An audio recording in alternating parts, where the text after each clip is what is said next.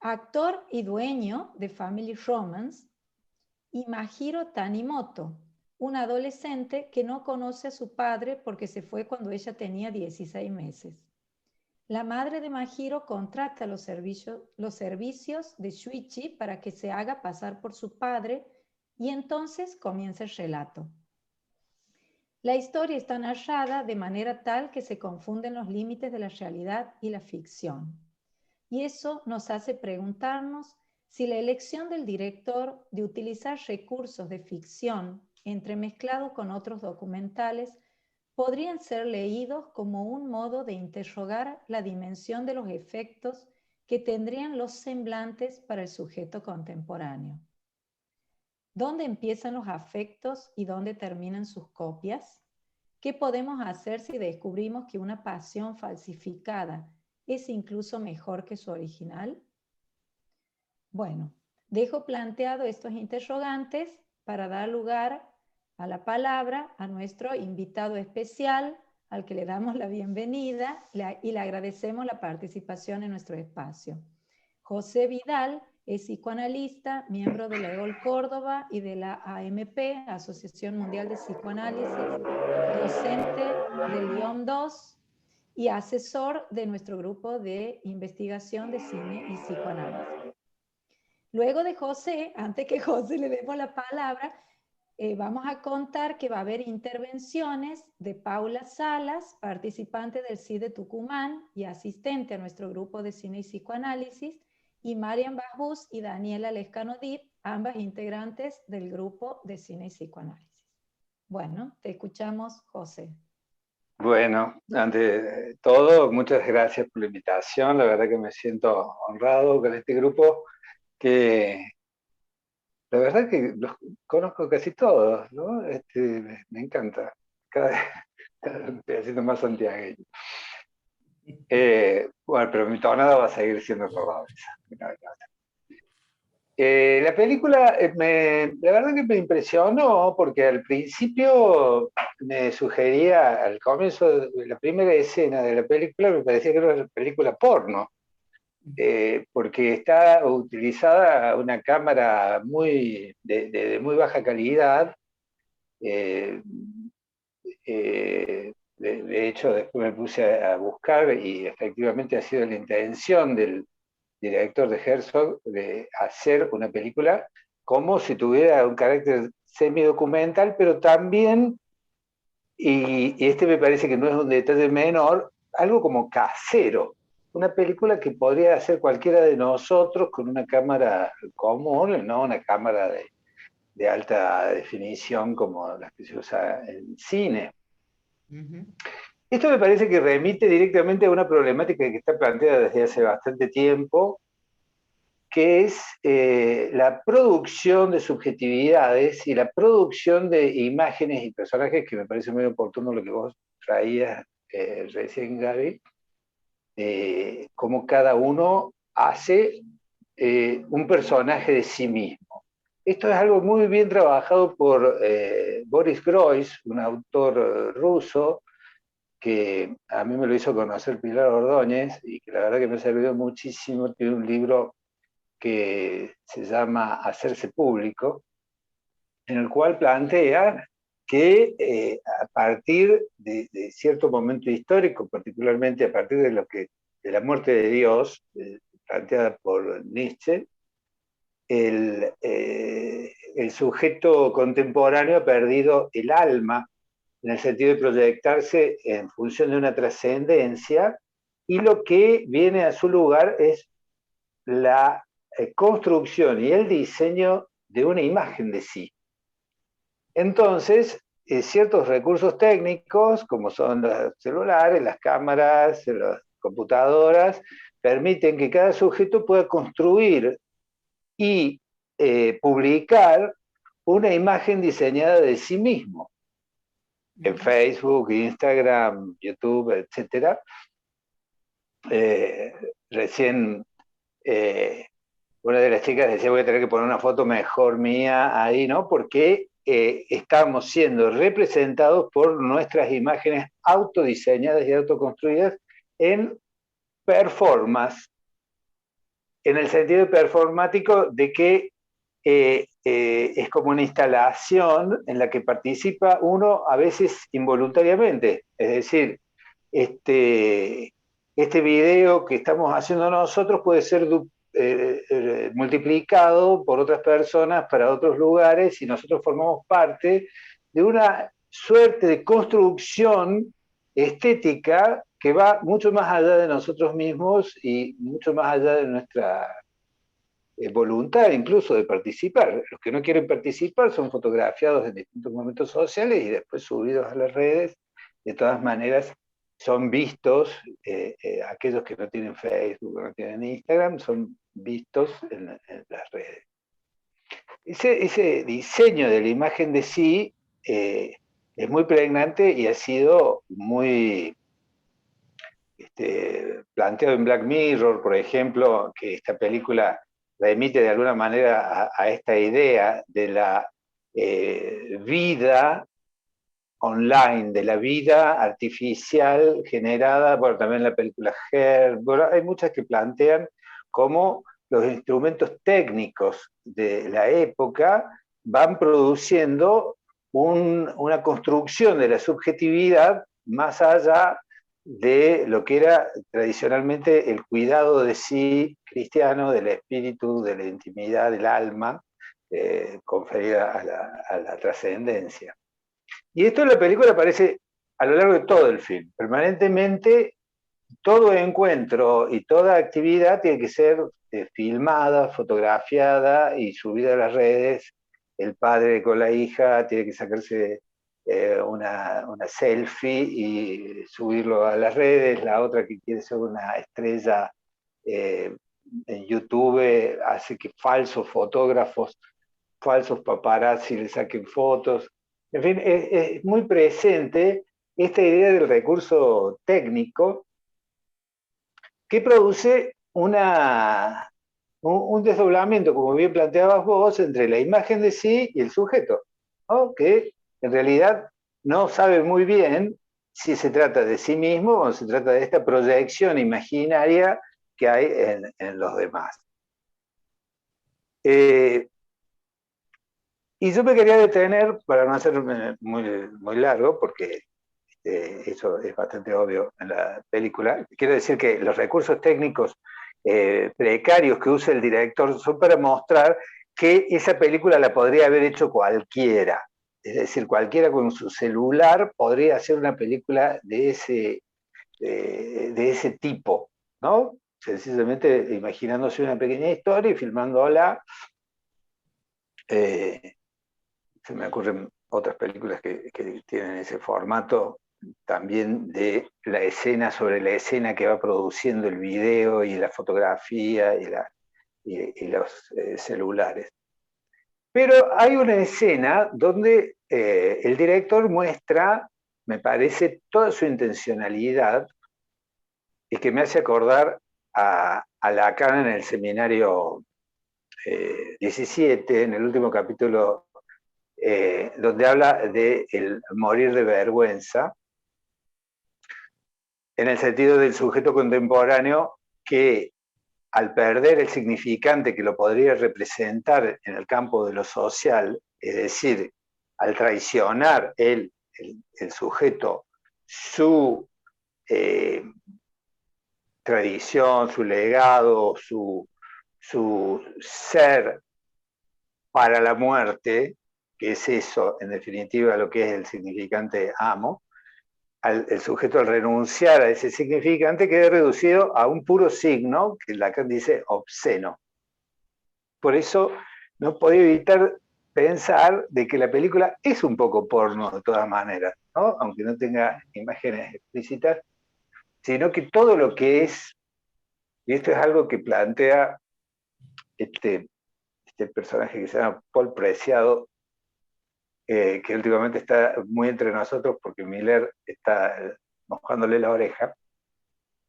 Paul Preciado plantea que vivimos en una época fármaco-pornográfica, es decir, que hay constantemente sustancias farmacológicas en nuestro organismo de distintos tipos, que van de las hormonas, las drogas, en fin, hasta y la pornografía en el sentido de las cámaras penetrando en toda la vida íntima de las personas, que eso tiene bastante que ver con lo que nos ocurre a nosotros ahora que nos hemos visto obligados a la atención online de pacientes, en los cuales presenciamos cosas íntimas de los sujetos en sus casas, donde habitan, donde transcurren sus sesiones, donde participan incluso otras personas que alcanzamos a ver. Y hay bueno, Herzog viaja a Japón porque considera que Japón tiene tradiciones, ideales, muy arraigados entre sus valores culturales, y que ahí en Japón es donde él puede ver la pérdida más gravemente de esos valores culturales de un pueblo. Bueno, tal vez sea prejuicioso, no creo, pero Herzog ya había tenido experiencia filmando en Japón y pensaba esto, pero es en realidad la idea que nos hacemos todos, que los japoneses tienen un profundo sentido de lo simbólico y de las tradiciones. Y que de hecho hoy leía como el último harakiri del que hemos tenido noticias fue el de Mishima, el famoso escritor japonés que se hizo el harakiri, que es considerado un tipo de muerte por honor, es decir, una muerte honrosa, una muerte que permita salvar ese significante amo que plantea Lacan antes que caer rendido como un puro signo. El sueño que el personaje tiene, y la verdad que nos viene bien porque el último no congreso que tuvimos de la MP fue sobre el sueño. Digo no congreso porque no se pudo hacer, pero tratamos bastante el tema del sueño y es notable que en la película el sujeto tiene una pregunta que le hace a Enigma de haber soñado con una escena que había presenciado en el parque con la chica, digamos de paso que también Herzog esperó a la semana en que florecen los cerezos, que tiene toda una simbología japonesa, la flor del cerezo como un modo de hablar del advenimiento de lo nuevo, del renacimiento, de la primavera, pero también de la fugacidad de lo que muere rápidamente. De hecho, la película fue filmada en 6 días. El hecho de que ellos presencian en el parque un juego, una práctica de samuráis con unas espadas de madera, donde los chicos practican luchar y también simulan el harakiri en un momento determinado, pero después, en el sueño, están los mismos personajes luchando y terminando uno haciendo el harakiri, pero sin espadas. Es decir, que las espadas han pasado a una absoluta virtualidad, a una inmaterialidad, y que las tradiciones de ese pueblo japonés, en fin, han quedado borradas para dejar lugar a un mero, como decía bien Gabriela, simulacro de lo que sería el ser para la muerte propio del sujeto. Y esa fue la parte que me hizo pensar en esto que dice Lacan, ¿no? Que haría falta morir de vergüenza. Nadie se muere de vergüenza, pero habría cosas por las que debería valer la pena morir antes de morirse de vergüenza por no asumir la responsabilidad que tiene uno como sujeto respecto a su ser en el mundo, a su ser humano, es decir, su ser marcado por el lenguaje, y que se dirige hacia la muerte, no en el sentido de la muerte física, ¿no? Sino algo que Lacan toma en el Seminario de la Transferencia, cuando habla de Sócrates, y dice que Sócrates buscó por todos los medios ser condenado a muerte para que su muerte tuviera el sentido no de la muerte, sino de la inmortalidad, es decir, de hacerse inmortal en el campo del significante que él podía introducir como una marca que lo perpetuara en la historia, como efectivamente ocurrió hace 2500 años, 2000 y pico de años, que seguimos hablando de Sócrates. Es decir, que Lacan juega mucho con esa idea del sofisma: todos los hombres son mortales, Sócrates es hombre, por tanto Sócrates es mortal. Y dice, no, el sofisma fracasa porque Sócrates ha demostrado que el significante le permite algo que lo hace inmortal, que lo saca del para todos, del enunciado primero del silogismo. Entonces, me parecía que justamente la película apuntaba a esta experiencia que tenemos nosotros de la técnica vaciando, es decir, la técnica montada sobre el discurso capitalista, que produce un rechazo, que es el primer término del discurso capitalista, es una flecha hacia abajo del S1, un rechazo del significante que lo nombra el sujeto, y entroniza a un sujeto que se cree artífice de todas sus realidades y de todo su destino. Se cree que puede construir todo el mundo a partir de su manera de gozar, a partir de las identidades que el mercado le proporciona. Entonces, esta idea de un puro imaginario sustrayendo lo real y la imposibilidad de todo discurso está muy fuerte dentro de la película, ¿no? Es decir, que queda el imaginario, pero vaciado de todo aquello que podría darle valor a la experiencia subjetiva. Ujú. Bueno, me parece que es una película que viene oportunamente al problema que tenemos hoy en día con respecto a la muerte. Estamos viviendo una de las mayores crisis que conoce la civilización.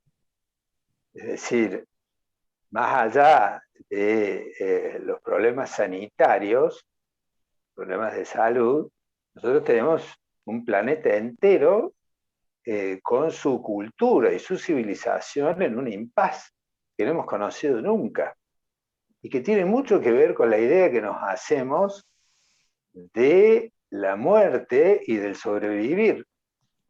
Algo que cuando Miller comenta este texto de Lacan del Seminario 17, del morir de vergüenza, menciona que nosotros vivimos en una época del primum vivere, primero vivir, mientras que Lacan en ese seminario, igual que los japoneses de antes, dice, hay cosas por las que valdría la pena morir, ¿no? Y si no morimos por ellas, deberíamos morirnos de vergüenza. Así que me pareció muy oportuna la película en este momento cultural en el que estamos viviendo, para interrogarnos fuertemente sobre si estamos a la altura de lo que acontece. Bueno, esto. Muchísimas gracias, José. Muy interesante tu comentario, y bueno, seguramente ya pondrán en el chat las preguntas, o van a ir... Aquí Susana está levantando la mano. Vamos a darle la palabra a Susi. Susi, activa. Ah, estás activado el micrófono. Sí. No, ahí lo has desactivado. Ahí. No, recordaba, hace unos días leí una nota esto de alguna manera se acerca a lo que planteaba José de la cuestión de la vergüenza. Leí una nota sobre por qué, digamos, la sociedad, creo que la intención de Herzog de ir a filmar a Japón no es una casualidad, estoy totalmente de acuerdo con lo que plantea José, ¿no?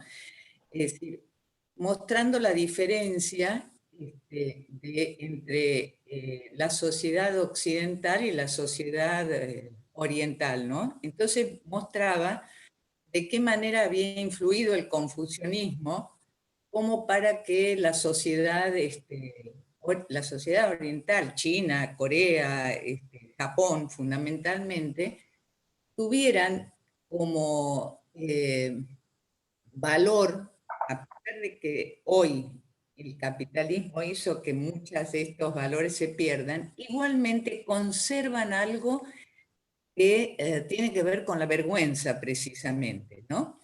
Y ponían como ejemplo el hecho de que por ejemplo, en esta pandemia, que alguien se atreva a aparecer en la calle hoy sin este objeto, de alguna manera eh, es un objeto que cubre algo de lo imaginario, ¿no es cierto? Algo del cuerpo, que es el barbijo. Alguien que se atreve a sacarlo, dice, no se lo saca no por un castigo, sino por algo que tiene que ver con la vergüenza. Y mostraba la diferencia entre una cultura y otra respecto de, la diferencia estaba sostenida en la culpabilidad en la cultura occidental. Y es absolutamente cierto, ¿no? Que de alguna manera esto se manifiesta no solamente en la película, digamos, en algunos momentos de la película, sino que es verdad, absolutamente verdadero que en este momento, digamos, la cultura oriental atraviesa por la pérdida de algunos valores, no sé si tanto de la vergüenza como en la cultura occidental, ¿no? Parece que esto que Lacan les decía en el seminario 17 era un momento de la historia ¿no? Francesa, el mayo francés, ¿no? A los estudiantes, morir de vergüenza. Pero, bueno, y me parece que todavía queda algo de esto por cómo se atraviesa esta crisis que estamos atravesando efectivamente en el mundo, que es esta pandemia, la manera en que la aborda, digamos, una cultura y la otra, ¿no? Me parece que es interesante. Bueno, nada, quería acotar algo y me parece fantástica la lectura que hizo José de esta película, ¿no? Y que tiene eh, este momento actual algo de pornográfico, en esto totalmente de acuerdo, ¿no? Donde en el cenit está la imagen por sobre todo, lo imaginario. Bien, eso Sí, nada más. tal cual, Susi. Muchas gracias. Bueno, muy apropiado el aporte de ambos, eh, como para, bueno, me parece esto que decía Dani, ir pensando algunas preguntas, planteos, y vamos a dar la palabra, me parece, a las chicas y después abrimos para el debate. ¿Les parece? Ahora iba a hablar Paulita, que ya le he presentado. ¿Pueden ver? Paulita Salas. Paulita, bueno, se ha elegido algunas escenas, unos recortes de escenas de cada una de las chicas para hablar.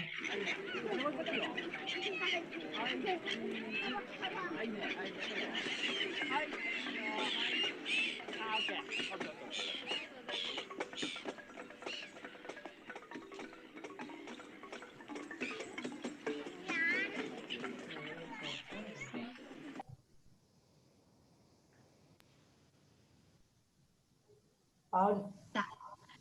¿Se me escucha ahí bien? Sí, Pauli, sí, te escucho. Bueno, buenas noches a todos. Bueno, gracias también a mis compañeras por darme el espacio para participar. Bueno, yo tomé algunas escenas que bueno, voy a ir marcando, digamos, en mi comentario, que me ha llamado, digamos, la atención por distintos motivos, ¿no? Pero lo primero que, bueno, me atraía de la película era pensarla justamente como una representación de nuestra época, que está asignada, bueno, no por la castración, sino por su forclusión, que también me remitía, ¿no?, a mí al mecanismo constitucional de la psicosis y a pensar que retorna en lo real en el corpus social, ¿no?, en este siglo. Y pensaba la cuestión de la fragilidad de los lazos, de la liquidez de los mismos, como un efecto del discurso capitalista y de los imperativos que empujan al sujeto al goce sin límite, ¿no?, renegando de la castración estructural, en donde justamente ese vacío que opera como condición de posibilidad del lazo amoroso se ve totalmente obturado por la oferta ilimitada de objetos que nos terminan produciendo como un efecto de hipnosis, ¿no?, con el brillo de los mismos.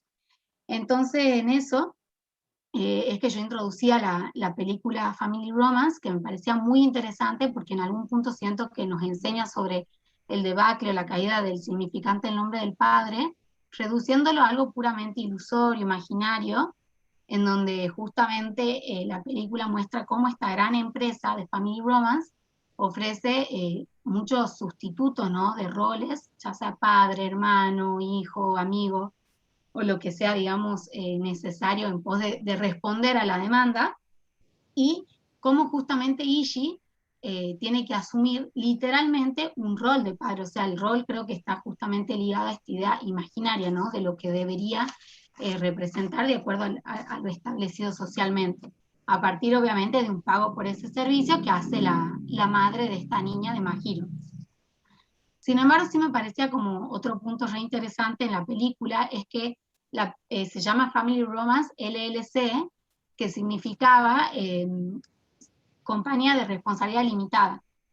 Entonces, yo creo que eso nos habla de cierta normativa, de ciertas reglas que se tienen que acotar como miembro, ¿no?, de este servicio, en donde creo que en la película dejan en claro esta imposibilidad tanto de amar como de ser amado, y también de actuar de algo que uno no es. Eso está totalmente prohibido.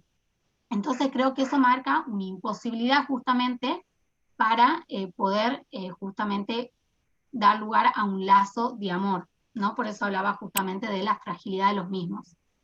Entonces, ante el eslogan este del todo es posible y del ofrecimiento de diversos objetos que vendrían a obturar esa falta, me llevaba a pensar cómo esas relaciones de amor transmutan hacia una relación puramente de mercado, ¿no?, comercial, del compra-venta, digamos, dejando así en claro como la fragilidad de los vínculos, de los lazos, pero también la fragilidad, pensaba, ¿no?, de la ficción de la película, o de lo que se monta en la película misma, en esa película dentro de la película, y por eso yo tomaba esta escena que mostró Dani al principio, porque me parecía súper interesante ver cómo Ishii, que era él mismo un actor, o sea, un miembro dentro de todo ese servicio que se ofrecía, él termina subalquilando, por así decirlo, a otro actor de la misma empresa para darle un momento de felicidad a Mahiro.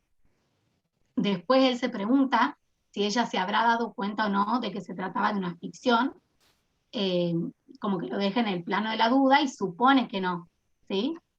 Pero como que me parecía muy, muy rico ver ese momento en donde en algún punto se puede llegar a pensar en un posible desdibujamiento de su lugar como actor dentro de toda la escena o de la película.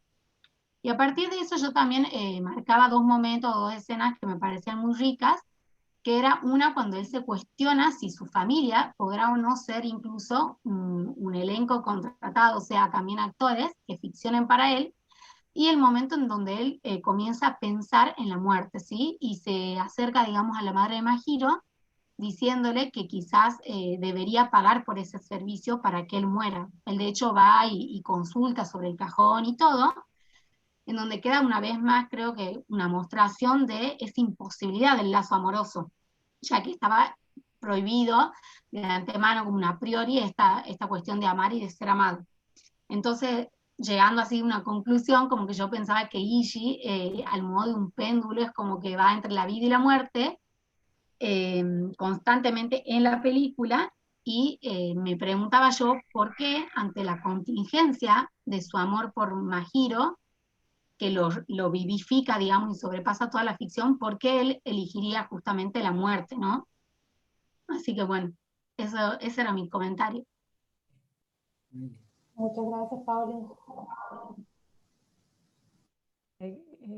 Muy clarito, muy lindo el aporte de ¿Se Pauli. entendió? ¿Se entendió?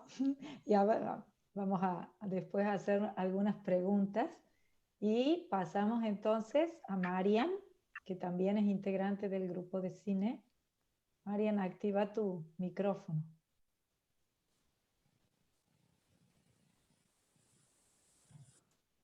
子やいないっていうこともあるし、やっぱ子供のことは私が責任持って管理しないといけないと思うんですよ。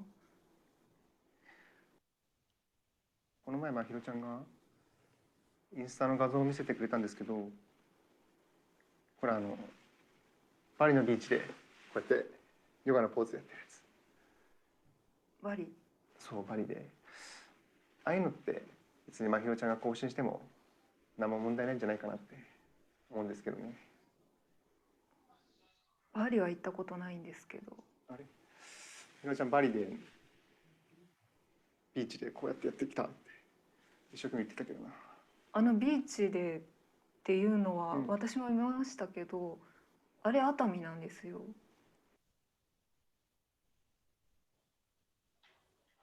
Bueno, en esta escena aparece la frase que elegimos en el grupo para el flyer, que es nos estamos mintiendo, ¿no?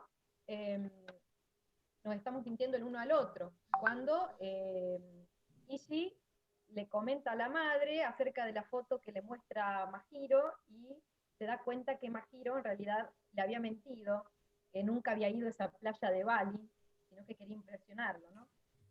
Bueno, en realidad no sé qué les ha parecido la película a todos, quisiéramos después que nos vayan comentando si les ha gustado, al resto, ¿no? A mí me impactó mucho, sobre todo por esta forma que decía José también, de mezclar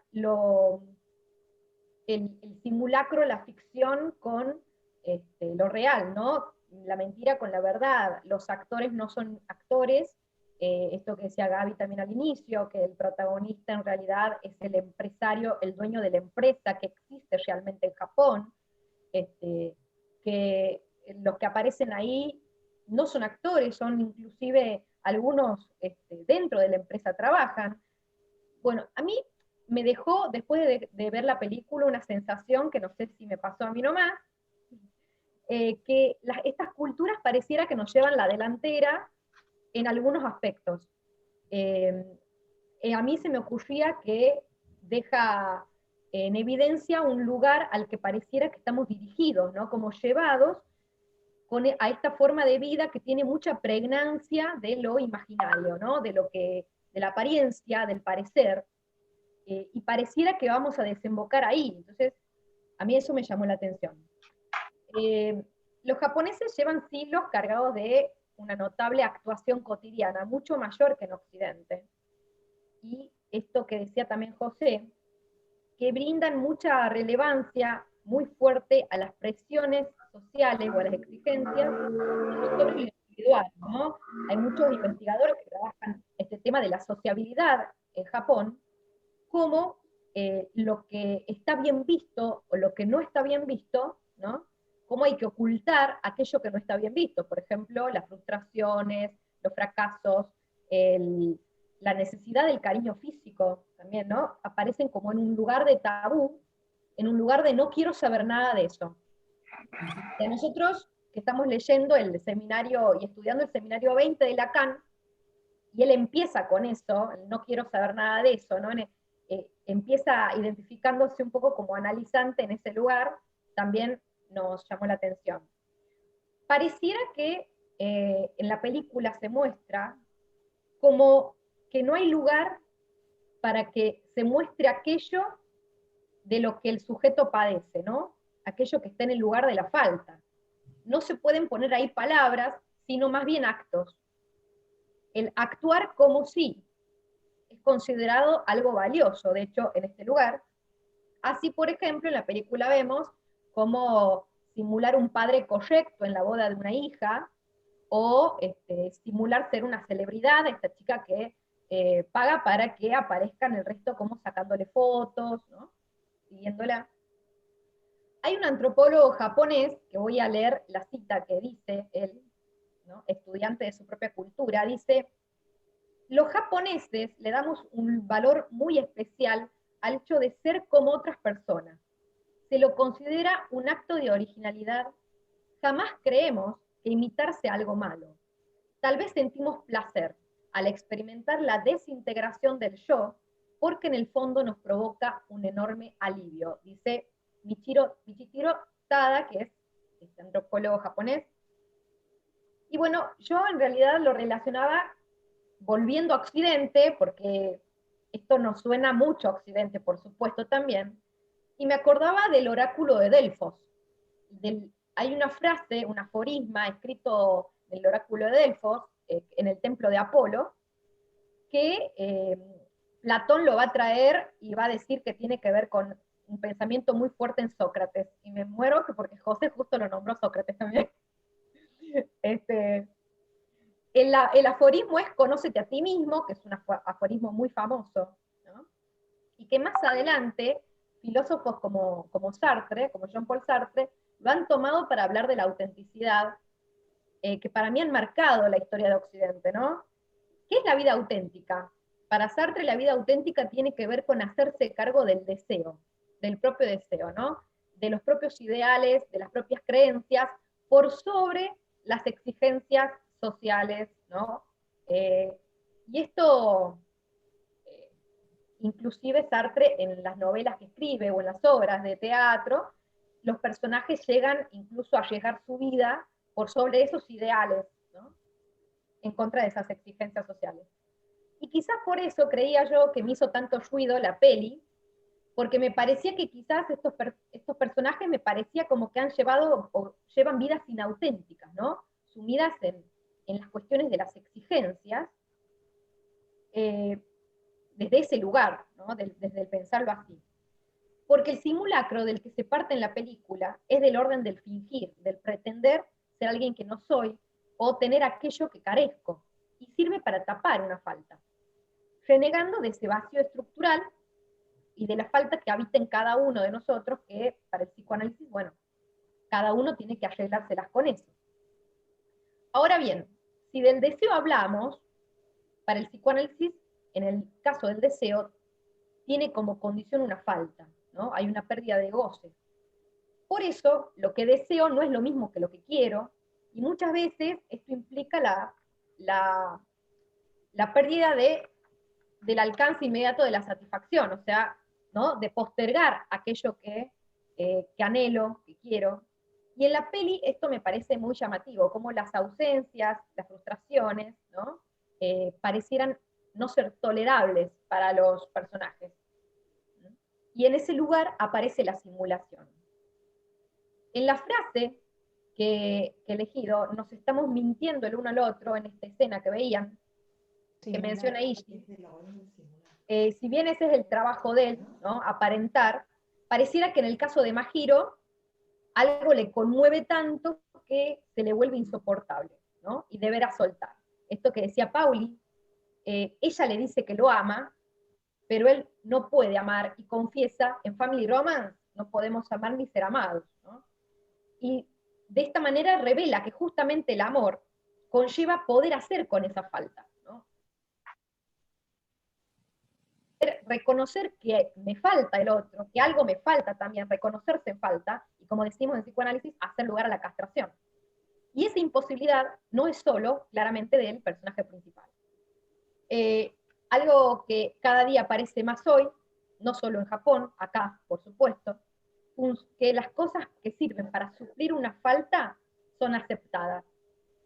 Y yo me preguntaba, y con esto termino, si ese cómo sí trae algún alivio, si podrán funcionar las mentiras que nos contamos a nosotros mismos, o algo que se cuela o se escabulle, como en el caso de Ishii, que se conmueve y ahí pasa algo, ¿no?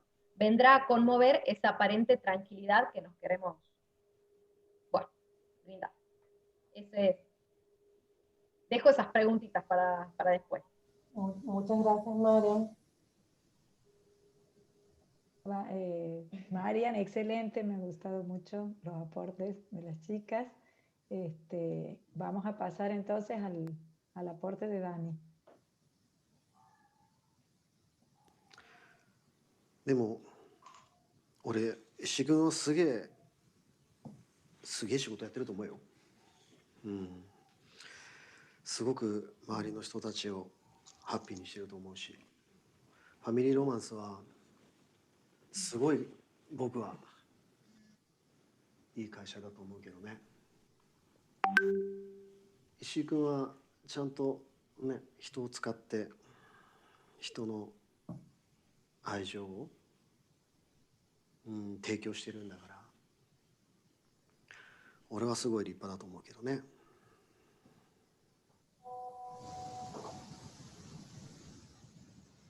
でもさ、時々考えちゃうんだよね。僕の家族、実は誰かにレンタルされてんじゃないかって。あいつら役者でさ、いつも演技してんじゃないかなって。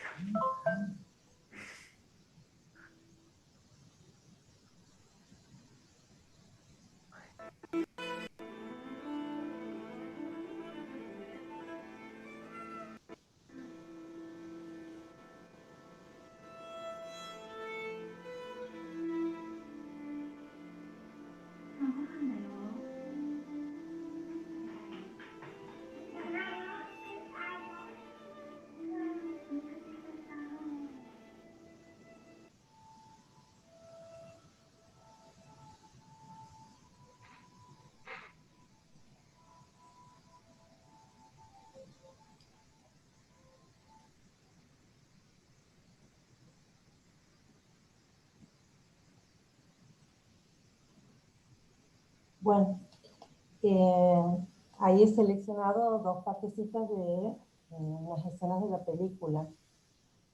El cine como séptimo... ¿se me escucha bien? ¿Sí? ¿Se me escucha bien, Gaby? Bien. El cine como séptimo arte es una forma de narrar historias, acontecimientos y ficciones creados para un público particular. Lo que a mí me llamaba la atención en Family Romance, que los acontecimientos que se ven en la película y que son dirigidos por este director genio, un director que sabe de actuación, que sabe de música, que sabe de dirigir, de guionar, es por qué este director es tan aceptado en este momento en el ámbito del cine.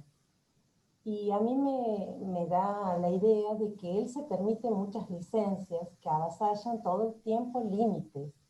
Y eso justamente es una característica de nuestra época actual, ir contra los límites de lo posible, de lo esperado, de la fibra que están hechos los actores, en contra de sus propias creencias, porque va a Japón y es como que ahí en el lugar de las mayores creencias pareciera que aquí no son tan fuertes, ¿no?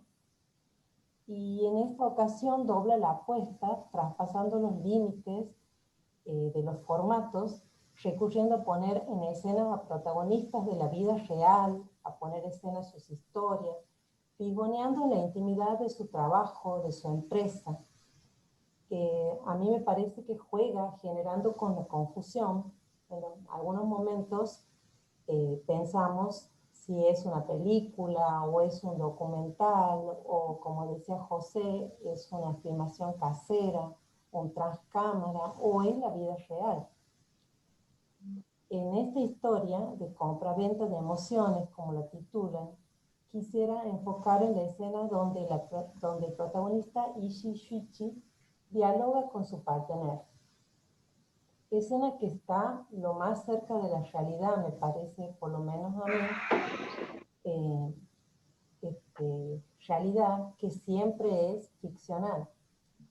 Y en un mundo perfecto donde la falta está todo el tiempo taponada, como decían mis compañeros, con objetos, y en este caso objetos personas, algo se escapa por las rendijas y lo impulsa a reflexionar. Con su amigo, lo que lo utiliza como si fuera un espejo, un interlocutor, como si fuese un analista, donde empieza a plantearse sus propios planteos éticos y subjetivos, ¿no? Él ahí se ve a lo largo de la película que puede interpretar múltiples papeles, versiones del mismo, y lo hace sin inconvenientes, teniendo en claro que estas forman parte de los objetivos de su empresa. En todo momento él lo tiene en claro. Estos son los objetivos, usted ha pagado por esto, el contrato dice no podemos amar, el contrato dice, todo el tiempo el contrato, ¿no? Donde todo está arreglado, incluso hasta el amor. Puede jugar diferentes mascaradas, pero es en el papel de padre donde se conmueven sus propias marcas. Surge la angustia que se manifiesta como intranquilidad, angustia señal, diría Lacan, que los llevan a soñar. El inconsciente encuentra una vía para filtrarse. Platón en la alegoría de la caverna explica su teoría de cómo podemos captar la existencia de dos mundos. Para Platón hay un mundo sensible de los sentidos y el inteligible de las ideas. Para Platón, el mundo sensible nos puede engañar, pero él considera que no así el mundo de las ideas, el del conocimiento. Y de allí surge el concepto simulacro, que, bueno, simulacro, toda esta película plantea esto del simulacro, ¿no? Y en la obra platónica él se va a referir al simulacro como la imaginación y la fantasía. Y puede haber muchas copias, buenas, malas, pero los simulacros siempre van a intentar, van a ir en el orden de la desemejanza, no de lo similar. Y en Family Roma se juegan simulacros a partir de ficciones que se anclan en las desemejanzas. Por ejemplo, en un momento el protagonista le dice a la madre de la niña, no quiero fingir, porque si finjo va a ser, se va a dar cuenta ella. Prefiero ser yo. Desde el psicoanálisis, el fantasma es la respuesta que el sujeto construye, es una respuesta inconsciente al enigma del deseo del otro. Y no hay engaño premeditado como en el simulacro. En la película, a pesar que el protagonista comienza con un simulacro, termina entrampado en sus propias redes, engañado en su engaño. Se generan en él sentimientos de amor, como un espacio que se abre a partir de una función simbólica, la función nombre del Padre. Lacan va a decir, el amor interviene en su función esencial, que es la del engaño. Habla del engaño también cuando habla del amor de transferencia, Lacan, en su vertiente imaginaria. El otro me ve tal como me gusta que me vea. Se puede pensar que el protagonista Ishii Shuichi, en personaje de padre o simulando un padre, hace sin embargo, tal vez sin quererlo, lugar a la función paterna, y por amor a su hija de la ficción, se ofrece a su propia muerte. Y qué amor mayor, ¿no?, que ofrecerse su propia muerte, sin calcular el valor incrementado que tendrá como padre muerto, padre idealizado. Podríamos preguntarnos qué pasa con las emociones en los actores y en los protagonistas de la vida real, con los signos que hacen marcas en el cuerpo. Por ejemplo, en una escena cuando él la abraza a la niña, hay toda una música y un cambio de velocidad de la escena que está queriendo el director registrar tal vez que ahí hay una marca.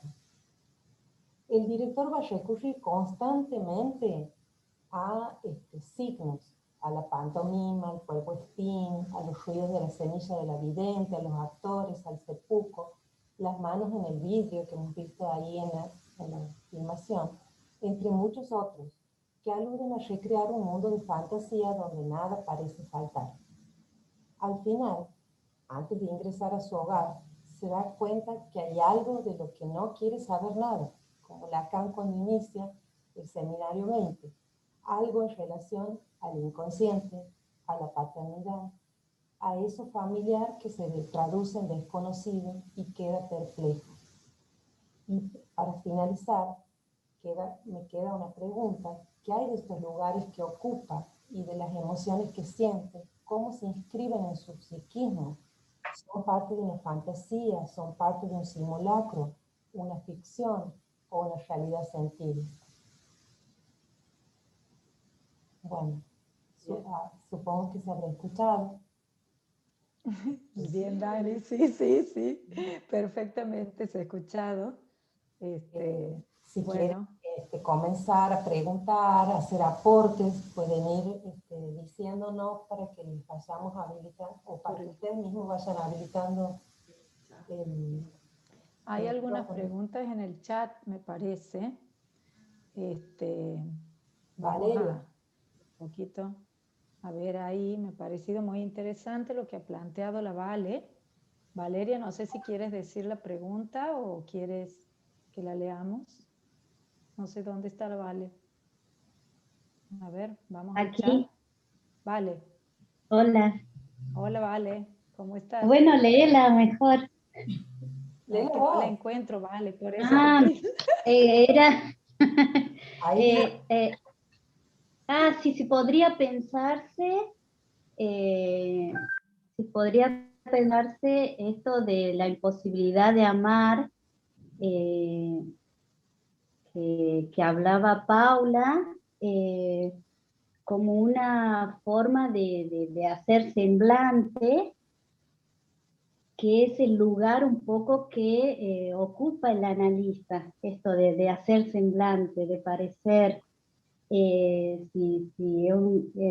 podría pensar, digo, al protagonista de la película como en ese lugar que ocupa el analista, en el que no puede actuar ese amor que le adjudica el paciente.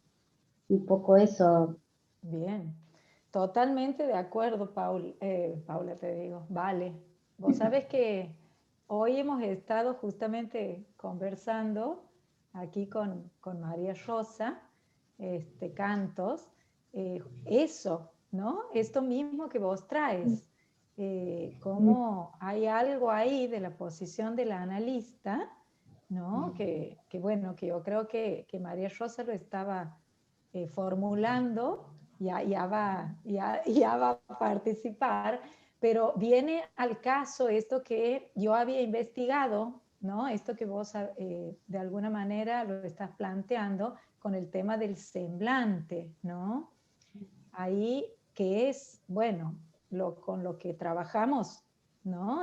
Analíticamente, y que lo podemos oponer al simulacro, que las chicas lo habían desarrollado en algún punto, ¿no? El simulacro más del lado del fingir un rol o un papel, pero conscientemente, desconociendo la dimensión de lo inconsciente, ¿no?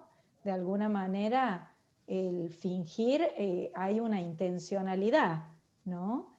En cambio, en el semblante, según Lacan, el semblante es hacer creer que hay algo allí donde no hay.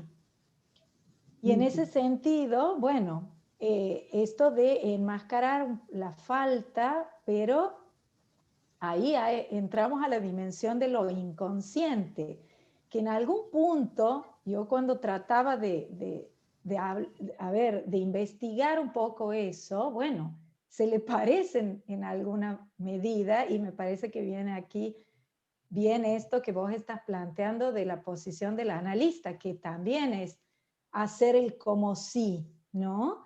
Esto del semblante de objeto, ¿no? Y el semblante de objeto causa para dar lugar ¿no? al analizante, a que el analizante pueda de alguna manera, bueno, empezar a poder poner en palabras su discurso. O sea, si bien está la diferencia del semblante en esto de enmascarar una falta, y del lado del amor también se me ocurría pensar el semblante con esto del seminario 20 que estamos estudiando, Claro. ¿no? En ese punto del semblante, del amor, esto que decíamos, es dar lo que uno no tiene. En eso también se juega eso, ¿no? Del hacer o el enmascarar, y algo de la ficción interviene también ahí, que también lo que plantea la película, ¿no? En el simulacro, me parece que hay puntos de conexión, ¿no? A pesar de las diferencias entre el simulacro y el semblante. Por eso me parecía importante y me parecía novedoso lo que introduce la película en ese punto, ¿no? De pensar también el analista en ese lugar, ¿no? Del hacer como, que también de alguna manera es esto, la ficción, ¿no? Por eso la pregunta, ¿es mentira? ¿Es verdad? ¿Hasta qué punto es ficción? Bueno, creo que nosotros que estamos en el psicoanálisis es una pregunta engañosa en ese sentido, ¿no? No sé qué piensan los demás José, de lo me que estoy parece diciendo. que quería decir algo, porque ha activado su micrófono. José. ¿Quién, yo? Sí. ¿Yo? Sí. Nunca lo desactivé. Nunca lo desactivé, pero me parece muy interesante todo lo que están diciendo. Una cosa que no entendí muy bien es cuando hablan del protagonista que decide morir y va a ver los ataúdes, pero me parece que también la muerte va a ser simulada, no es que él va a morir en serio. ¿No? Le Va a morir pregunta padre. Como padre. Va a morir como padre, sí. Va a ser que el padre ha muerto, ¿no? Claro. Pero una cosa que me parece muy interesante de lo que están diciendo del simulacro, el simulacro es, tiene un lugar en la filosofía bastante importante, ¿no? En Lucrecio, sobre todo, que ha hecho una serie de desarrollos, y la obra de Deleuze se encuentra, hay un texto muy interesante de Gilles Deleuze que se llama La inversión del platonismo, porque plantea que Platón hablaba de copias de la idea, copias buenas, copias malas, y los simulacros que ya habían perdido toda relación con la idea, eran como payasadas, digamos, de lo que era en relación a la idea. Y que eso fue tomado por el cristianismo en la concepción de a imagen y semejanza de Dios, el hombre a imagen y semejanza de Dios, donde hay, el hombre conserva la imagen pero perdió la semejanza con el pecado, ¿no? Esa es la idea cristiana, que el hombre ha perdido la semejanza y solamente mantiene la imagen. De todas maneras, hay cierta idea de que la proximidad al bien hacer del cristiano lo acerca a esa semejanza con Dios. Pero después están los simulacros, que son los que están muy lejos de todo parecido a Dios, ¿no? Donde entran entre las mujeres, por ejemplo. El hombre es imagen y semejanza de Dios, pero la mujer no, ¿no? Es decir, estaríamos viendo del lado. Es la lectura cristiana del platonismo, ¿no?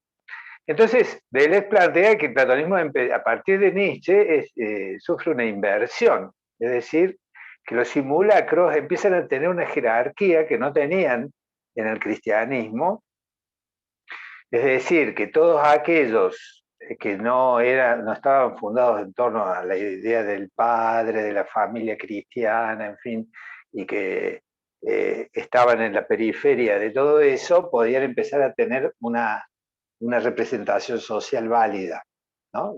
Los que antes eran considerados simulacros. Bueno, eso es una digresión. Pero lo que quería decir respecto a esto de qué tan engañado puede estar uno, los dos nos mentimos, me da la impresión de que la chica en la película nunca le creyó que era el padre. Es decir, que todo el tiempo participó de un juego de simulacros, un juego de roles, y que después no lo toma como padre, sino como hombre. Me parece que es una cuestión, está un poco sutilmente planteada, cuando le dice que lo ama, pero no queda claro en calidad de qué lo ama, porque si le mintió, es que en ningún momento creyó que el tipo fuera realmente su padre. Ese es un aspecto que también me pareció generalizable respecto a lo que es el uso de la imagen en la era actual. Tomando la frase de Marx, famosa, no saben lo que hacen, pero lo hacen de todos modos, que es corregida por Sloterdijk, Peter Sloterdijk, que dice, saben perfectamente lo que hacen, pero lo hacen de todos modos, ¿no? Es decir, corrige la idea de que sabemos perfectamente que estamos viviendo en un mundo ficcional, falso, inauténtico, pero jugamos el juego de todas maneras. Nos dejamos llevar por eso. Es muy interesante en ese sentido lo que dice Boris Groys respecto a la producción performativa de la imagen contemporánea, de que se pueden hacer obras de arte como performance, donde uno participa. Por ejemplo, Facebook sería una performance donde uno participa poniendo su parte, sus imágenes, sus gustos, su música. Instagram, ¿no? Me pongo un tema, pongo una foto, pero participo a la vez de una obra mayor. Y él habla de la posibilidad de una obra de arte total, una performance que pudiera tomar un país entero o el mundo entero.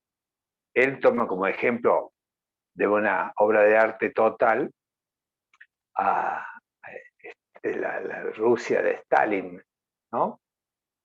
Pero yo me preguntaba si la pandemia no es una obra de arte total.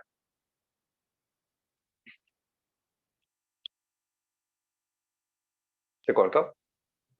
No, sí, te escuchamos. Estamos no, porque es una imagen congelada. Sí. Bien. Es muy interesante esto que vos estás planteando y que viene en la misma línea, esto que estábamos un poco trayendo, ¿no? a la conversación, el tema del simulacro, y bueno, para discriminarlo del semblante, en ese sentido, creo que la película muestra un poco eso todo el tiempo, ¿no? Leonor Curtis está levantando la mano hace un ratito. Le vamos a dar la palabra, a ver. ¿Leo? Sí. Bueno, sí, buenas noches a todos. Antes que nada, en una especie de sincericidio, me voy a disculpar porque no pude ver la película, pero todo lo que estuve escuchando me hizo pensar varias cosas. Primero, la cuestión del engañador engañado, ¿sí? Que es un poco lo que plantea el film, por lo que escuché, está en Cervantes ya, ¿no? Una novela de Cervantes, El casamiento engañoso, 1500 y tanto. Shakespeare todo el tiempo maneja la cuestión, la dimensión del engaño, de mujeres vestidas de hombre, ¿no? Quiero decir, hay como una pregunta, yo diría, por la dimensión del engaño, que es en definitiva la pregunta por la función de los semblantes, desde que el hombre existe, creo yo. Recordé, porque Jorge hablaba de Nietzsche, este libro, que me tomo la libertad de recomendarles, que se llama Eros, demonio mediador, de Giovanni Reale, libro que yo conozco gracias a la generosidad de Germán García, que me lo recomendó en su momento. Y como subtítulo tiene El juego de las máscaras en el banquete de Platón. Y el libro casi culmina con una cita de Nietzsche, donde dice que, digamos, está hablando de el hombre valioso, ¿no? Entonces, si me permiten, se los leo. Yo podría imaginarme que un hombre que tuviera que ocultar algo precioso y frágil, rodase por la vida grueso y redondo como un verde y viejo tonel de vino, de pesados aros. La sutileza de su pudor así lo quiere. A un hombre que posea profundidad en el pudor, también sus destinos, así como sus decisiones delicadas, le salen al encuentro en caminos a los cuales pocos llegan alguna vez y cuya existencia no les es lícito conocer ni a sus más próximos e íntimos. A los ojos de estos queda oculto el peligro que corre su vida, así como también su reconquistada seguridad vital. Semejante hombre escondido, que por instinto emplea el hablar para callar y silenciar, y que es inagotable en escapar a la comunicación, quiere y procura que sea una máscara de él la que circule en lugar suyo por los corazones y cabezas de sus amigos. Me pareció que era muy a cuento de lo que estábamos hablando. Yo creo que hay muy notoriamente una pregunta que insiste tanto en Oriente como en Occidente, y que en cierta forma es la del último Lacan, ¿no? ¿Qué relación puede haber, si es que la hay, entre los semblantes y lo real, de manera que se salga del ámbito, digamos, no de la ficción, no de la ficción, porque el ser hablante no puede vivir sin ficciones, me parece a mí, pero por lo menos sí de la ficción que su inconsciente produjo, ¿no? Hay una película que resuena muchísimo con lo que ustedes comentan de Family Romance, pero en otro sentido, que es El agente Topo. Me hizo pensar muchísimo, porque es muy parecida a la situación. Se supone que es un documental, es una película chilena. Se supone que es un documental de un señor mayor que es contratado como espía para meterse en un geriátrico por una mujer que supone que a su madre en el geriátrico la están maltratando. Entonces necesita meter a alguien, un infiltrado, ¿no? Y es muy curioso porque se da esta relación del engañador engañado. Se da la situación de aquel que se supone que está como, digamos, inmiscuyéndose de una manera activa en la vida de otros que son como traicionados en su buena fe. Eso termina como impactando sobre él y transformando completamente el modo en el que se relaciona con esas personas, el modo en el que las cosas finalmente se resuelven. Pero era muy curioso porque yo discutí con alguien en las redes que me decía que era un fraude, que las personas del geriátrico habían sido engañadas, ¿sí? Y sin embargo, lo que muestra, que puede ser, sí, es una dimensión, la del engaño, pero lo que muestra el documental, que además nunca queda bien en claro si las personas son actores, porque son tan geniales en lo que dicen y cómo lo expresan, o son las personas que están recluidas ahí, porque están recluidas, abandonadas por sus familias en general, tiene esta dualidad, ¿no? Y realmente lo que pasa en ese encuentro, recién hablaban de la posición del analista, ¿no? Lo que pasa en ese encuentro, que no se sabe qué va a pasar hasta que pasa, no era incalculable, sí, tiene algo de artificial, pero yo recordaba que Freud habla de la neurosis de transferencia como una neurosis artificial, ¿no? Tiene algo de falso, tiene algo de engaño, pero se alcanza algo verdadero a través de eso, ¿sí? Entonces, me parece que hay tanto en Oriente como en Occidente, la pregunta muy lacaniana, que es, en Occidente, bueno, ¿cómo se orienta, digamos? ¿Qué anuda al parletre, la subjetividad, cuando el padre ya, los nombres del padre no funcionan ahí, ¿no? Me parece que cuando uno cuando no se escucha una posición del lado del cinismo del goce, por ahí más lo que hay, no sé si siempre es simulacro, me parece que lo que más tiende a haber es desorientación, ¿no? Que es como los goces como circulando sin fijarse a nada en particular, y que es como, no sé, por ahí es una manera medio simple de decirlo, pero es como, creo yo, como la búsqueda del hombre moderno, ¿no? Porque hay un documental que lo conocí gracias a Gustavo de Sal, de una madre, en Japón también, en Japón pasan mucho estas cosas, que contrata a una empresa como si fuera Family Romance, porque le prometen un encuentro virtual con su hijita muerta. Está en YouTube el documental, se los recomiendo muchísimo. Ah, mira. Hay un capítulo, Leonor, perdón, sí. hay un capítulo de la serie Black Mirror que plantea sí. algo muy parecido. Ah, bueno, mira. Pero esto también es un documental, se supone, y la mujer paga para pasar esa experiencia, y es muy impactante verla, porque la mujer sabe que no es su hija, ¿sí? Pero tiene delante, por supuesto, tiene esos cascos de realidad virtual, y yo digo así, entre comillas, siente que la toca, dialoga con la hija, le pregunta qué hizo, qué se pone, qué come. O sea, hay que verlo, hay que verlo.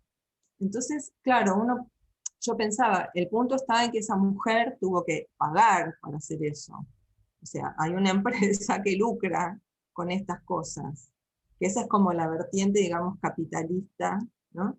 El usufructo de los semblantes y de los objetos de la tecnología.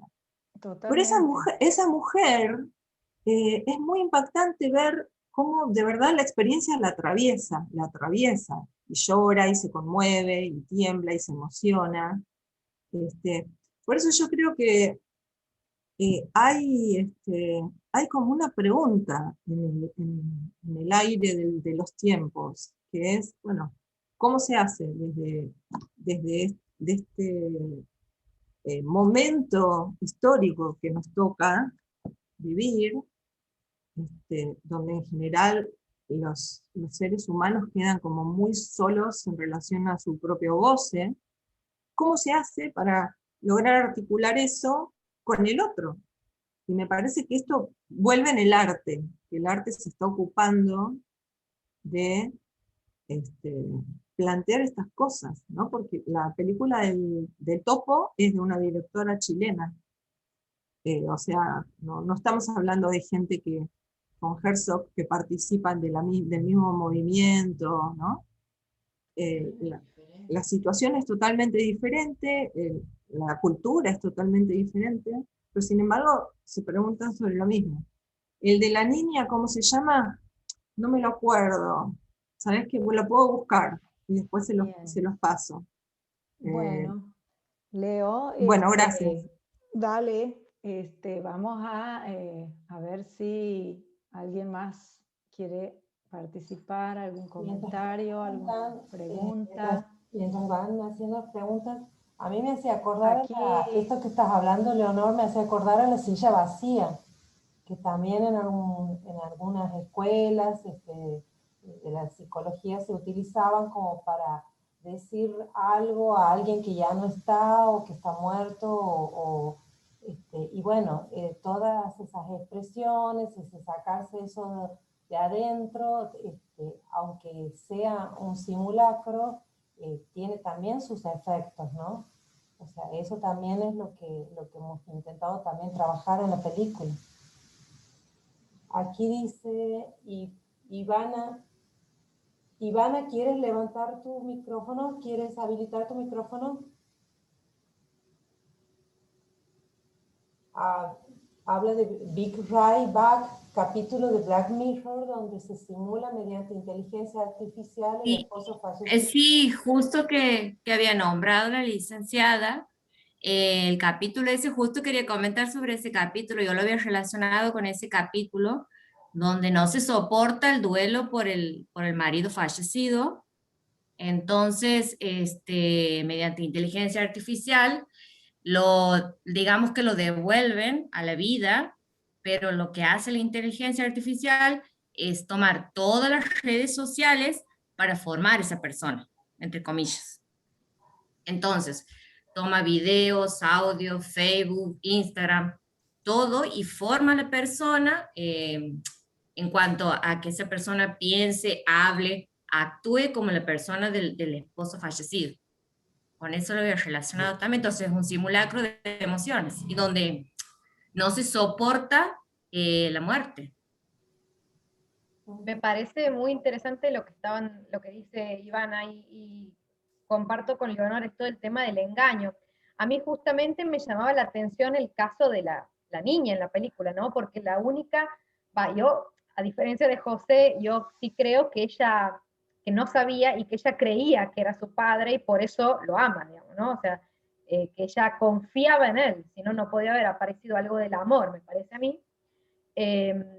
Y que justamente a él me parece que algo se le trastoca, algo se le conmueve, porque él actúa y todos saben del engaño. O sea, el simulacro, en realidad, la única que es engañada en la película es la niña, porque la engaña a su madre, ¿no?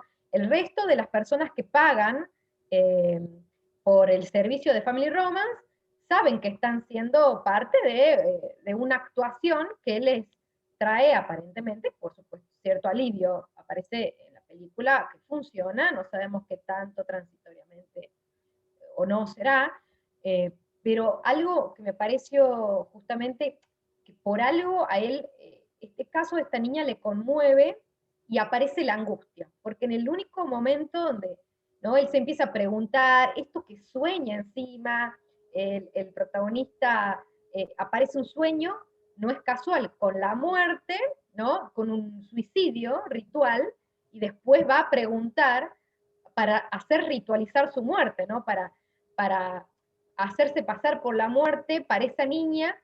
Yo me imaginaba ya interpretación, por supuesto esto está bueno, que cada uno tiene su interpretación, ¿no? Lo bueno del cine. Yo interpretaba como que él trata de no afectarla tanto a la niña, ¿no? Que bueno, por lo menos no es que la abandona, sino que es que se muere, no es que la deja. Por eso le pide a la madre, matame, pagame para morir, ¿no? Y bueno, no sé, pero me sonaba esto del tema del engaño, ¿no? Que la niña sea la única que no es engañada, y justamente por eso ella ama, y el tema es que a él eso es lo que no puede, ¿no? Claro, ahora la pregunta es, no sé si no puede solamente con la empresa, porque a mí me parece que algo más que no puede, ¿no? Con el amor, en esa última escena sobre todo. Bien, vamos, bien, gracias Marian, muy bueno el aporte también para pensar esto de, bueno, las ficciones, ¿no?, que venimos hablando, y vamos a dar lugar a la palabra a María Rosa, que está con la manito levantada. Activa tu micrófono, Mari. Valeria también ahí después quería hablar, parece, está escribiendo en el chat.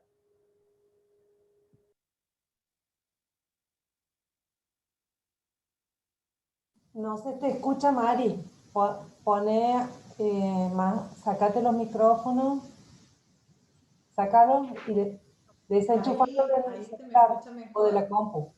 Desactivate capaz eso. Los auriculares. Desenchufar el micrófono de la compu para que puedas hablar, o del celular.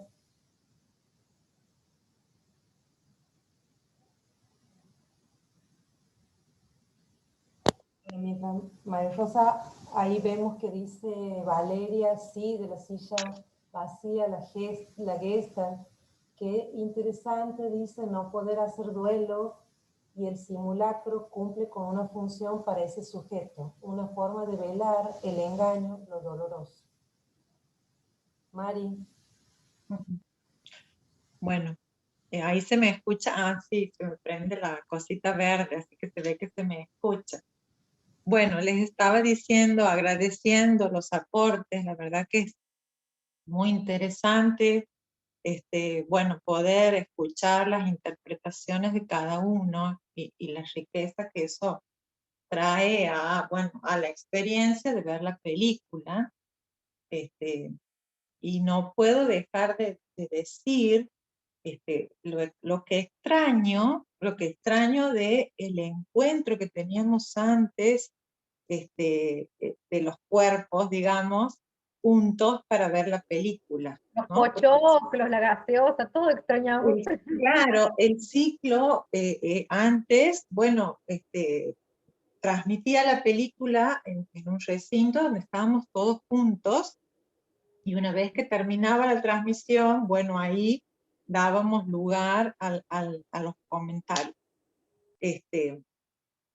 Bueno, lo que quisiera compartir son muchas cosas, pero la película me ha impactado, me ha gustado, porque me ha parecido interesante, más allá de la poca escenografía que tiene, justamente eso es lo que me parece que más me ha impactado, porque da lugar a la interpretación del espectador.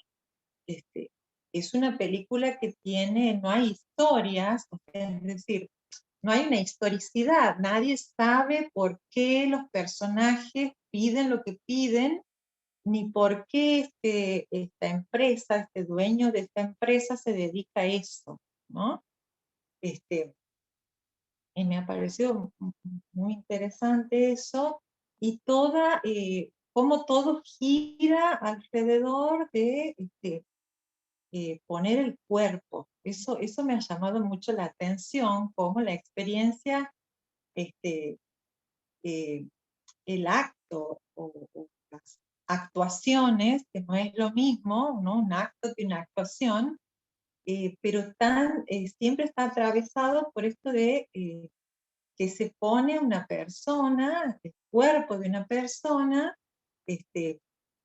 no es una pantalla, ¿no? Como en otras experiencias, digamos, virtuales, es una persona con su cuerpo, con su subjetividad, que se pone en juego, ¿no?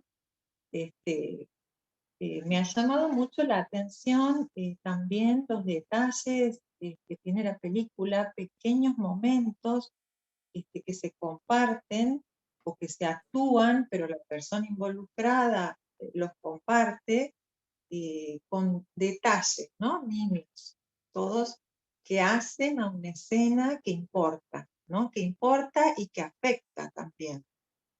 Y en ese punto he pensado como estos dos conceptos que han tomado ustedes en relación al simulacro y al semblante, que no tengo una definición de semblante, le he escuchado a Gaby bien dar una definición,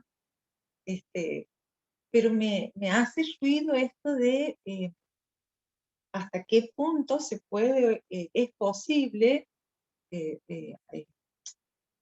transitar una experiencia sin verse afectado, una experiencia donde el cuerpo es afectado, y hasta qué punto eso se puede transitar de esa manera sin que eso tenga un efecto en la subjetividad de alguien, ¿no? Y he pensado que el dueño de esta empresa, estos simulacros que él realiza, hasta qué punto lo terminan afectando en su subjetividad, de tal manera que al final ya duda de si su familia es real o ficticia o actuada, digamos. Eso me ha dejado esta pregunta, ¿no? Que decía hacer anteriormente, Y por otro lado he pensado en el simulacro que piden estas personas, ¿no? ¿Hasta qué punto está en juego algo de lo singular en estas peticiones, ¿no? Porque son escenas que los tocan, vamos a decir, en lo más íntimo, ¿no? La ganadora del PRODE, bueno, no era el PRODE, era una cosa parecida, algo eso, ese momento para ella significado de una manera tal que ella pide revivir ese momento, que por supuesto ya sabemos que seguramente el efecto no es el mismo. Pero me parece que cada uno de los personajes que piden, de las personas que piden tener una experiencia, ahí me preguntaba yo si no había algo del semblante en relación a que ellas sí se ven afectados y atravesados en su singularidad por esa experiencia. Hay una escena donde el dueño de la empresa reemplaza a una persona en recibir una sanción por haber cometido un error en su trabajo. Creo que es maquinista del tren, creo. Y a mí esa escena me ha impactado mucho porque el gerente, digamos, el jefe, lo reta al actor y lo delante de la persona, del empleado, que en realidad es el que había cometido la falta, ¿no? Lo reta al actor, le da la sanción, le dice que eso no tiene que suceder, bueno. Y cómo el que estaba a la par, que era el culpable realmente, cómo se ve también conmovido, ¿no? Por esa situación, a pesar de que él no es el que recibe la sanción. Bueno, eso es lo que se me ha ocurrido a mí hoy compartir, y bueno, agradezco el espacio del cine, del grupo de cine y del ciclo de cine, porque nos pone a trabajar, a pensar y de alguna manera, bueno, a afectarnos también por estas ficciones que nos involucran, ¿no? Eso. Muchas gracias. Gracias, María. Muy interesante el planteo que hace María Rosa. Me ha parecido, bueno, que nos dejas afectadas, afectados, ¿no? Con todo esto que, bueno, que te ha generado la película y que, bueno, creo que todos rondamos de alguna manera con lo que estamos diciendo en lo mismo, que es esto, ¿no? De la ficción, hasta dónde algo es ficcional y hasta dónde, bueno, se cuela esto de qué es lo real, cuál es la realidad, cuál es la ficción y bueno, y la singularidad de cada uno, porque mira las interpretaciones de cada escena de la película, como en algún punto, bueno, uno interpreta una cosa, otra interpreta otra, ¿no? Yo creo que eso también es importante a veces como la película nos afecta, ¿no? A mí particularmente esta película me ha chocado, tengo que ser sincera. Ha sido una película para mí como muy chocante porque decía, poner de apertura una película en donde vamos a hablar de amor, algo que es lo más alejado a eso, ¿no? Pero bueno, dándole esta vuelta, estos giros que le estamos encontrando, que le hemos encontrado en el grupo de cine, porque en el grupo de cine peleamos mucho, vamos a decir la verdad. Saquémonos los velos. Peleamos en eso, cuando decimos qué película elegir es complicado. Pero me han convencido, yo creo que me han convencido un poco con esto de elegir esta película para la apertura, y bueno, ahora estoy convencida de que estaba buena. Ahí, Gaby, esto del amor que vos dices en la película me parece que el amor está prohibido justamente porque, por supuesto que se va a producir. Por eso se prohíbe, por eso la regla príncipe de la empresa es prohibir amar y ser amado, ¿no? Hace falta que esté esta regla, esta norma, porque de hecho hay un involucramiento entre el actuador, digamos, y el que recibe la actuación, que es inevitable y que, por supuesto, produce el amor, ¿no? Como le ha pasado a la niña con el padre y a este padre ficticio con esta niña, ¿no? Bien, sí, esto que mencionaba Paula en su comentario, cuando ha hecho el aporte, esto de Family Romance LLC, creo que me ha parecido muy bueno esto que destacaba la Paula de la responsabilidad limitada, ¿no? Que tiene que ver con esto que vos estás diciendo, Mari. Ahí en los comentarios, Ivana ha puesto un comentario en el chat. Ivana, ¿te quieres activar el mic? Así nos cuentas. Ahí está. Sí, lo había relacionado también con lo que hablaba el licenciado, acerca de lo valioso que es la muerte y vale, o sea, lo que vale el morir por algo que realmente tenga sentido para la cultura japonesa. Ellos, si bien son criados de una manera muy fría, es casi como máquinas, robots. Yo creo que eso también es el trasfondo que quiere mostrar el director, de llegar hasta pagar para evitar esas emociones o para volver a sentirlas. Es como eso el trasfondo que yo interpretaba. Y el hecho de que sea un género del cine como es el mockumentary, es decir, este falso documental, digamos que hace el hecho de todo mostrar lo que es la cultura japonesa y lo diferente que es con el occidente. Bárbaro, Ivana, sí, de acuerdo. Ahí creo que Patricia, Lilicha, no sé si querían comentar algo.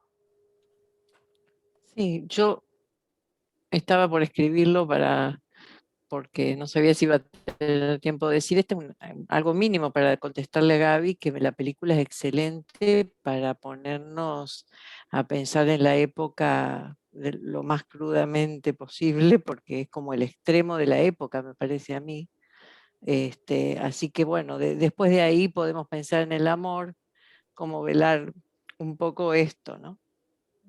Totalmente, sí, vamos a velarlo con la próxima película.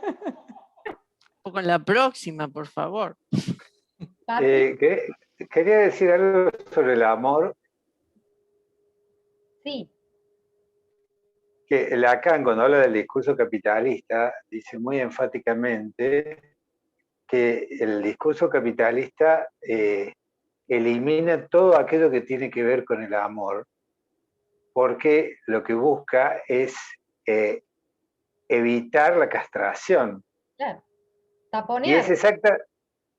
Bueno, pero me parece que es importante distinguir el uso del semblante que se hace en el psicoanálisis, que incluye lo real, es decir, el semblante surge, el S1 en el lugar del semblante, como el que representa al sujeto porque hay la castración. En cambio, el discurso capitalista produce un rechazo de la castración, de manera tal que no se trata de un juego de los semblantes como podría hacerse en el psicoanálisis, sino el juego de la... Lacan lo dice, Miller lo dice muy bien, decir que no es tanto el imperio de la imagen como el de la cifra en esta época. La cifra binaria del 1 y el 0, evitando este tercer lugar de lo real. Es decir, hay un imaginario que excluye la imposibilidad de todo discurso y excluye lo real. Por eso no hay ninguna posibilidad del amor ni de ningún sentimiento auténtico. En la película se muestra muy bien que están los afectos como pasteurizados, es decir, la emoción de la que gana la lotería, la humillación del que es retado por el jefe, el amor de una mujer respecto a un hombre. En fin, eso quería aclarar. Gracias. Sí, sí. Patricia, Patri. Buenas noches, muchas gracias por los comentarios, muy interesante y la película muy interesante, sí, también nos muestra la época, ¿no? Y bueno, era en relación a lo que estaban diciendo recién José y Ivana, sobre la película, eso lo que busca, ¿no? Me parece tapar toda posibilidad de sentimiento, toda posibilidad de lazo, esta apelación a los robots, ¿no? Decir, bueno, próximamente incorporarlos, esa imagen del último robot saludando, ¿no? Muestra exactamente nada de sentimiento, ningún semblante afectivo, podemos decirlo de alguna manera, o nada que haga o mostrar algo de ese orden. Igualmente el pez, ¿no? Esto de entretener, ¿no? Solo la mirada y ese pez ahí mecánico, ¿no? Ofreciéndolo a los clientes. Y después también en relación a las preguntas que nos planteaba María Rosa, en relación a qué los lleva a las personas a contratar, ¿no? Un poco, si son ellos los que contratan, o sea, la falta en las personas genera la empresa, o la empresa, ¿no? Un poco la oferta y la demanda del mercado, me parece que en esa línea se juega, es decir, si está la posibilidad de pagar sustitutos, ¿no? Eso me ha llamado la atención, cómo la presentan a la película, los comentarios, dice, son sustitutos de personas que de alguna manera existen, o no están presentes, pero estarán en algún lado, o no son las esperables, no son las ideales, como el padre, esto que decías vos, Marian.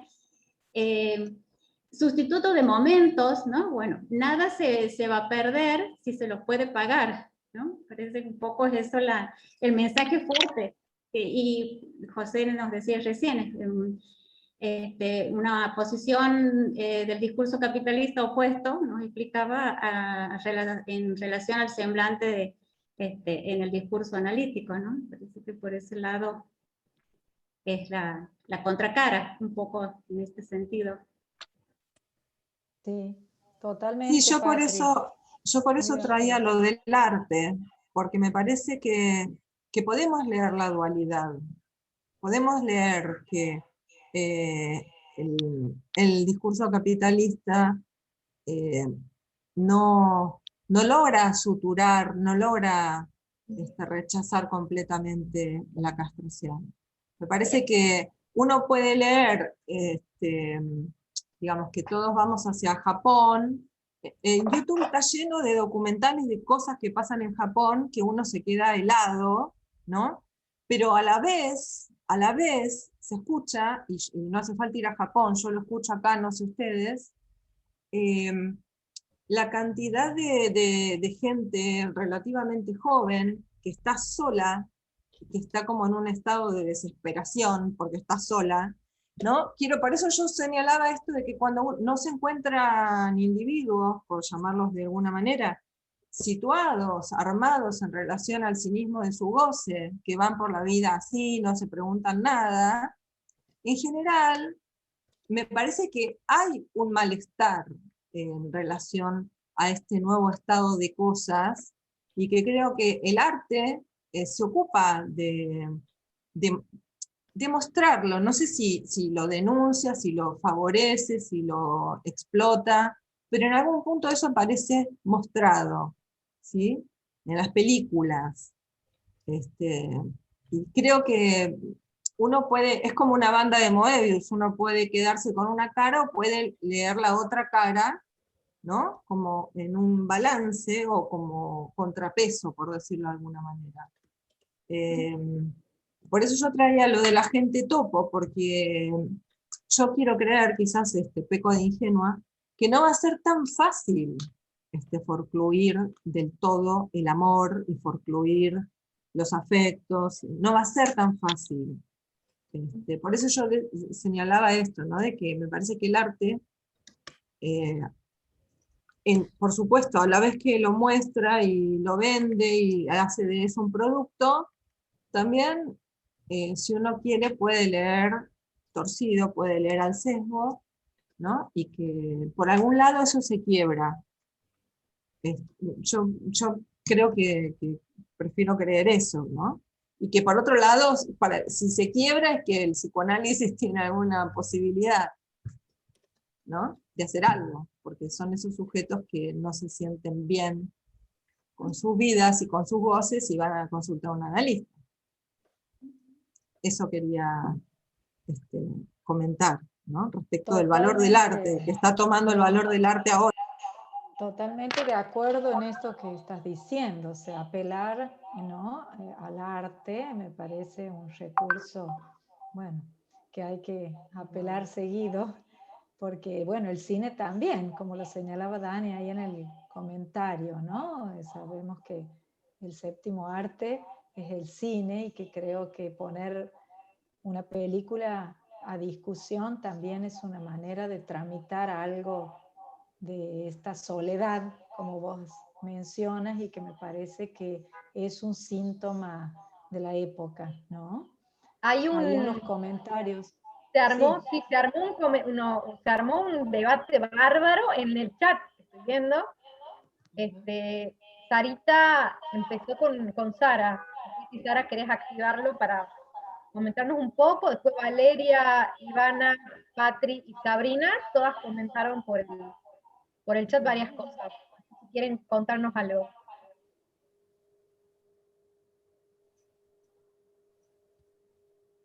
O léelo, Mariam. Léelo, Bueno. tal vez puedan activar. No sé. Bien. Sarita puso: me parece importante seguir reflexionando sobre el concepto de simulacro que se observa en el contenido de la película, con el interrogante que plantea nuestra realidad actual en el contexto de la pandemia, como lo propone José, ¿no? Vale dice, si esta época de la virtualidad, y Sara sigue: la búsqueda del uso de los robots son una expresión de la imposibilidad del amor, que sucumbe ante lo humano, que pide amor sin cesar aún. Estaría bueno si Sari quiere hablar ahí de eso, ¿no? Amor idealizado, dice Valeria, y Ivana aporta: alto índice de suicidios tiene Japón, y esto no me parece azaroso lo que el director quiso exponer de algún modo. Valeria pregunta: entonces el simulacro en la película, ¿vela o tapona? Sabrina cuenta ahí también que en Japón se creó el Ministerio de la Soledad. Sí, eso es tremendo. Patri nos dice: la angustia del final, dudar de la realidad de su familia puede entenderse como una posibilidad de interrogarse sobre ese hacer. Y la Lilicha nos dice: nos lleva a la delantera para que tomemos nota, aprendamos del arte. Sí. Es algo que yo lo pensaba también, ¿no? Por ahí pensando en esto que decía Sabri, el Ministerio de la Soledad, o los casos que ahora hay un montón en Japón de personas que se casan con hologramas. Hay varias personas que se han casado con estas modelos de hologramas que son famosas, que algunas son cantantes, y ya llenan conciertos de miles de personas, y son un holograma, ¿no? Llama la atención. O estas Maid Café, que son muy famosas también en Japón, que son jovencitas vestidas de mucama victoriana, que pagan un dineral las personas para ir y que los atiendan con todo un ritual como de mucha alabanza al otro, de mucho exceso de cariño, y como de manera medio infantilizada, ¿no? Los cosplayers, hay muchos fenómenos que la verdad, como decía Leonor, los tenemos acá, bastante cerquita, y yo siempre me preguntaba, ¿no?, que es como pareciera que vamos hacia ese lugar, de alguna manera. No sé si... Ahí lo que dice Ivana, que también tiene que ver con algo que ha dicho Leonor, ¿no? Hay una contradicción, porque estas sociedades que parecen tan perfectas, que están económicamente tan bien y que lo tienen todo como resuelto, y sin embargo tienen una alta tasa de suicidios o una muy baja tasa de nacimientos. que incluso países como no solo Japón, pero hay otros países como Alemania que piden que vayan de otros lugares, jóvenes, estudiantes, por lo general profesionales, a vivir y a formar familias, porque la población está envejecida y no hay altos tasas de nacimiento, ni altas ni Y medianas. esta empresa Family Romance ahora se la replicó en Estados Unidos, ¿eh? Ahora hay una Family Romance en Estados Unidos. No sé si se llama igual, pero es la misma función también, ¿no? Contratar actores. No sé, Ivana, si querés activar el mic, estás justo escribiendo. Sí, justo estaba escribiendo. Lo más cerca que se me ocurre es en Buenos Aires los simulacros de los casamientos, no sé si han escuchado, donde simulan, qué sé yo, amigos casarse, hacer todo el simulacro de la fiesta, todo lo que conlleva el actuar, el registro civil y todo lo demás. Entonces, como que estábamos ya, digamos, internalizando a nivel mundial el cómo sí, ¿no? Sí. Cada vez más se utilizan filtros por todos lados. Como sí de las redes sociales, de cómo nos mostramos en el Instagram, en el Face, que probablemente no sea como en la vida real. Seguramente hasta las imágenes todas están retocadas, bueno, toda esta ficción, ¿no? Alrededor, que sin ficción tampoco, ¿no? Sin ficción tampoco se puede ni estar ni sin amor, es como que va de un extremo al otro, ¿no? De una necesidad de una punta a la otra, y bueno, algo así. No se puede sin amor ni con esos amores tampoco así como simulacro, pero bueno, algo tenemos en psicoanálisis para decir, ¿no? Porque siempre algo se pierde, algo se escapa, alguna angustia permite hacer alguna pregunta. Bien. Sí, me parece que, bueno, de eso se trata, de dejar algo sin decir, ¿no? Para que vayamos, me parece, finalizando. Ya estamos medio extendidos en el horario y tenemos, acuérdense que a las 12 aquí en Santiago se cierra todo. Así que vamos terminando, no sin agradecerles a todos por la participación. La verdad que ha sido de gran audiencia, sorprendida gratamente por todos los que nos han acompañado esta noche. Agradecemos especialmente a José, que nos ha acompañado hoy como invitado especial, a Leonor también, que está allá desde Buenos Aires, Susana y todos los integrantes del CID, y a las chicas del grupo de cine, excelentes los aportes. Así que bueno, los esperamos para la próxima, que creo que será en junio. Bueno, ya vamos a organizarlo mejor y por las redes lo anunciamos. Ahí están poniendo varios comentarios, saludando y agradeciendo los aportes. Y también quería saludar a Celeste, que también, María Celeste Berardo, que está desde Córdoba también, ha venido esta noche a acompañarnos. Esto calladita, Celeste. Córdoba, Tucumán, Buenos Aires, tenemos gente de todos lados. Sí, tal cual. Bueno, gracias. Desear más seguidos los encuentros, pide Ivana. Un abrazo, Gaby. Gracias. Muchas gracias. Hermoso. La verdad que Un me encantó abrazo. esta conversación. Así que muchas gracias por la invitación. Muy bueno. Muchas gracias. Gracias a ustedes. Gracias. Aplaudimos, entonces Muchas nos gracias. despedimos con aplausos Que anden sonoros. muy bien. Gracias. Nos Hasta la vemos. próxima.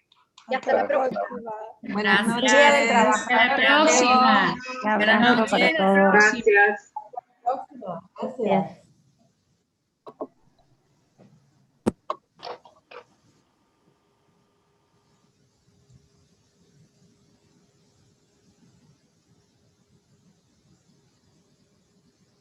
¿Estamos nosotros nomás? Ahí Está mi mami Sí. también. Mami, salí. Y la Gaby se fue. ¿La Gaby dónde fue? Ya le digo que Sí, entre. ahí va. Para mí la Gaby quería salir. La Gaby Porque está ha dicho a las 2 se cierran. Sí, no sé si están tomando, ¿qué están haciendo? Esa se iba de joda. Estaba con un mate.